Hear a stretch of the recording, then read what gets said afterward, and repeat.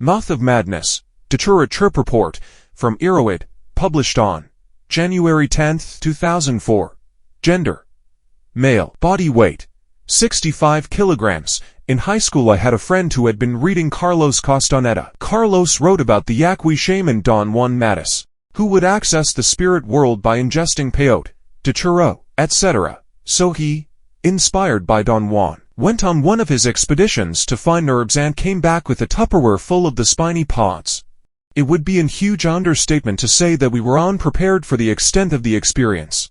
I ate a heaping tablespoon of fresh, mature seeds.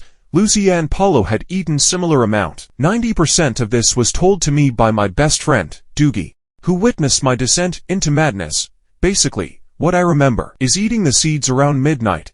With Lucy and Paulo, it was kind of like being really drunk, except for the total lack of equilibrium, serious dryness and soreness of the mouth and throat, and some lucid hallucinations. It didn't feel enjoyable, just uncomfortable really. I kept smoking cigarettes that would disappear, and I talked to a friend of mine from day camp who I hadn't seen in maybe 7 years before he disappeared. And I realized he wasn't ever there to begin with. I vaguely remembered finding my upstairs toilet had been puked on nodding, with $1 floating on top.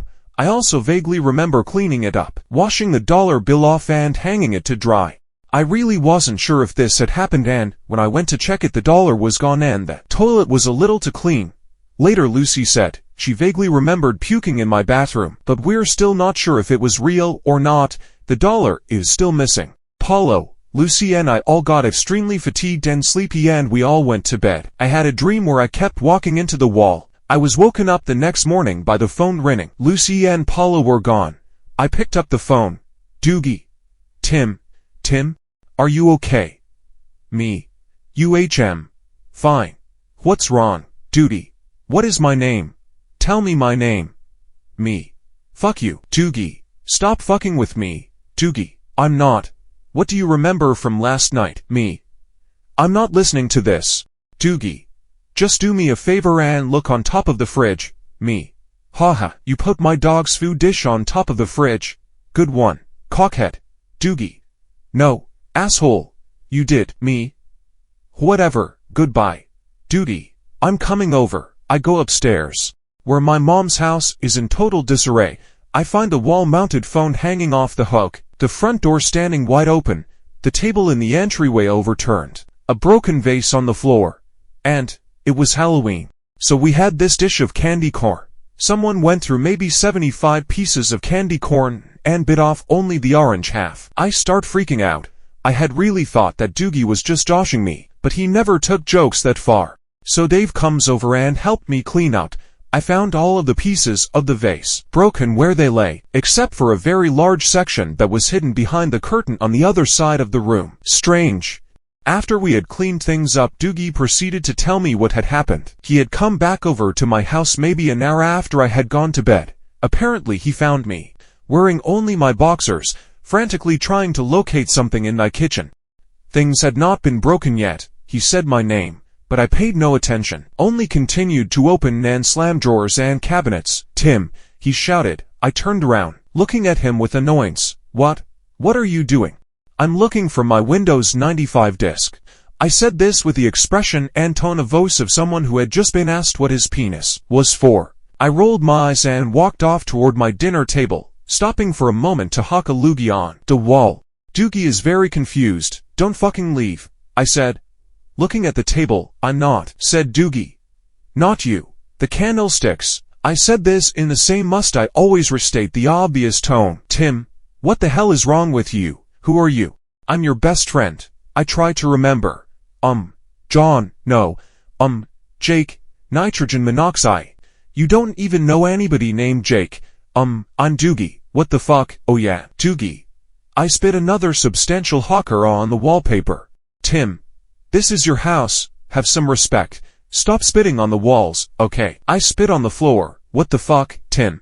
Hey, at least I didn't spit on the wall. I grab a spoon off the table and seem to be trying to smoke it.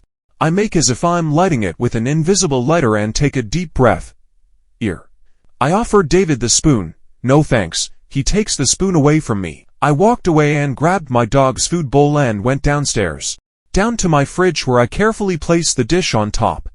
She doesn't need it, and I don't like her anyway, I said, either anticipating his question or maybe just talking to myself. I open my fridge and begin digging into the pockets of my boxers, except they didn't have pockets. I'm so thirsty. I don't think I have any change. I look at Doogie. You don't need change. This is your house. That's your pop. Okay. Do you have 50 cents? Sure. He reaches in and pulls out a brisk iced tea and opens it for me. I take a single sip, set it down. Pull out a fresh can. Open it. Take a single sip, set it down. Reach for another. Doogie stops me. You've lost your mind. You realize, says Doogie. I cackle maniacally and spit on the fridge. I walk toward my bedroom, missing the doorway and walking squarely into the wall. David helps me. Apparently Paulo and Lucy had already left. Where did Lucy go? Tim? She went to see the shadow people. Not long after this, I think, Doogie managed to get me into bed and go to sleep. Then he went home. It was a school night. I'm not sure if I got back up and did those things upstairs, or if Paulo and Lucy came back and did them.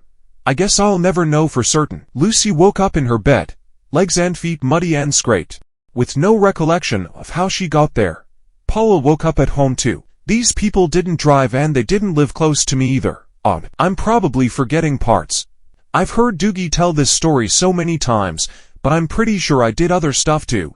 The story gained something of legendary status at my high school. Highlights from some of my other friends' stories. Giuseppe ate some, put on Working Men's Dead, and proceeded to talk to Jerry Garcia all night long via his radio. Schloppy, sitting shotgun, in a moving car. Saw a dark man with a Tommy gun sitting in the back seat. He bailed from the car. Junebug ate some before his family dinner.